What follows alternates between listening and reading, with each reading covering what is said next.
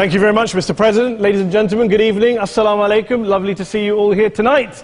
We are having a very entertaining night, are we not, with some very interesting things being said from the other side of the house tonight. Let me begin by saying, as a Muslim, as a representative of Islam, I would consider myself an ambassador for Islam, a believer in Islam, a follower of Islam and its Prophet. So, in that capacity, let me begin by apologizing to Anne-Marie for the Bali bombings. I apologize for the role of my religion and me and my people, for the killing of Theo van Gogh, for 7/7. Yes, that was all of us. That was Islam, that was Muslims, that was the Quran. I mean, astonishing claims to make in the very first speech tonight, on a day like today, where the Conservative Prime Minister of the United Kingdom is having to come out and point out that these kind of views are anathema. And I believe you're trying to stand for the Labour Party to become an MP in Brighton. If you do, and you make these comments, I'm guessing you'll have the whip withdrawn from you, but then again, UKIP's on the rise, they'll take you, the BNP, they might have something to say about your views. This is what Mehdi Hassan always does. By the way, just on a factual point, since we heard a lot about the second speaker, about how backward we Muslims all are, on a factual point, you said that Islam was born in Saudi Arabia. Islam was born in 610 AD. Saudi Arabia was born in 1932 AD. So you were only 1,322 years off. Not bad? Not bad start there. Talking of maths, by the way, a man named Al-Khwarizmi was one of the greatest mathematicians of all time, a Muslim, worked in the golden age of Islam.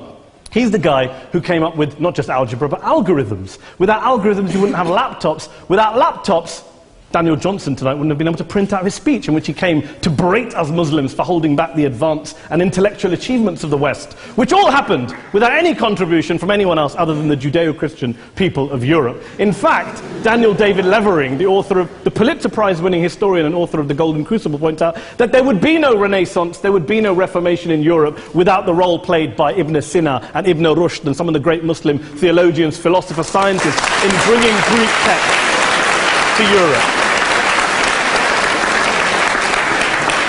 As for this being our university, I will leave that to the imagination as to who is our and who is there.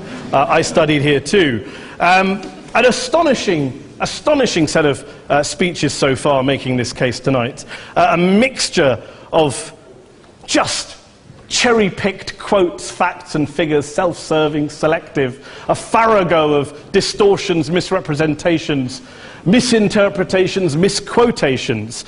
Daniel talked about my article in the New Statesman, which got me a lot of flack, where I talked about the anti-Semitism that is prevalent in some parts of the Muslim community, which indeed it is. Of course, I didn't say in that piece that it was caused by the religion of Islam. In fact, modern anti-Semitism in the Middle East was imported from, finish the sentence, Judeo-Christian Europe, where I believe some certainly bad things happened to the Jewish people. In fact, Tom Friedman, Jewish-American columnist in the New York Times, told me in this very chamber last week that he believed, had Muslims been running Europe in the 1940s, 6 million extra Jews would still be alive today. So I'm not going to take lessons in anti-Semitism from someone who's here to defend the Judeo-Christian values of a continent that murdered 6 million Jews. Moving swiftly on. Yes. Absolutely. Well, I'm about to make that point. No, I'm about to make that point. You're right. I agree with you. I agree with you 110%. That is my point. I don't think Europe is evil or bad. I'm a very proud European. I don't want to judge Europe on that basis, but if we're going to play this gutter game where we pull out the Bali bombing and we pull out examples of anti-Semitism in the Islamic community, then of course I'm going to come back and say, well, hold on. I mean, look, let's be very clear. Daniel here was a last-minute replacement for Douglas Murray, who had to pull out. And Douglas and I have a well-documented differences, but to be fair to Douglas, as to be fair to Anne-Marie and to Peter, atheists. Atheists see all religions as evil, violent, threatening. What the problem I have with Daniel's speech is that Daniel comes here to run this robust defense of Christianity, forgetting that his fellow Christians, people who said they were acting in the name of Jesus, gave us the Crusades, the Spanish Inquisition, the anti-Jewish pogroms, European colonialism in Africa and Asia, the Lord's Resistance Army in Uganda, not to mention countless arson and bomb attacks on abortion clinics in the United States of America to this very day. I would like a little bit of humility from Daniel first before he begins lecturing other communities and other faiths on violence, terror and intolerance. But, no thank you. Some water. But I would say this, to address the gentleman's very valid point here, I'm not going to play that game. I don't actually believe that Christianity is a religion of violence and hate because of what the LRA does in Uganda or what Crusaders did to Jews and Muslims in Jerusalem when they took back the city in the 12th or 13th or whatever century it was. I believe that Christianity, like Islam, like pretty much every mainstream religion, is based on love and compassion and faith. I do follow a religion in which 113 out of the 114 chapters of the Quran begins by introducing the God of Islam as a God of mercy and compassion. I would not have it any other way. I don't follow a religion which introduces my God to me as a God of war, as some kind of Greek God of wrath, as a God of hate and injustice. Not at all. As Adam pointed out, you go through the Quran and you see the mercy and the love and the justice. And yes, you have verses that refer to warfare and violence. Of course it does. This is not a motion about pacifism. I'm not here to argue that Islam is a pacifistic faith. It is not. Islam allows military action, violence in certain limited contexts. And yes, a minority of Muslims do take it out of that context. But is it religious? We talked about Woolwich. Daniel and Anne-Marie have suggested that it's definitely religion that's behind all of this. Well, actually,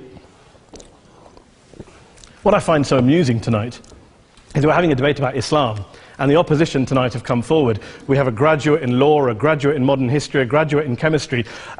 And, you know, I admire all of their intellects and their abilities, but we don't have anyone who's actually an expert on Islam, a scholar of Islam, a historian of Islam, a speaker of Arabic, even a terrorism expert or a security expert or a pollster, let alone to talk about what Muslims believe or think. Instead, we have people coming here, putting forward these views, putting forward these sweeping opinions. Listen to Professor Robert Pape of the University of Chicago, one of America's leading terrorism experts, who, unlike our esteemed opposition tonight, studied every single case of suicide terrorism between 1980 and 2005, 315 cases in total. And he concluded, and I quote, "There is little connection between suicide terrorism and Islamic fundamentalism or any of the world's religions. Rather, what nearly all suicide terrorist attacks have in common is a specific secular and strategic goal to compel modern democracies to withdraw military forces from territory that the terrorists consider to be their homeland." And the irony is, when we talk about terrorism, the irony is that the opposition and the Muslim terrorists, the Al-Qaeda types, actually have one thing in common. Because they both believe that Islam is a warlike, violent religion. They both agree on that. They have everything in common. Osama bin Laden would be nodding along to everything he's heard tonight from the opposition side. He agrees with them. The problem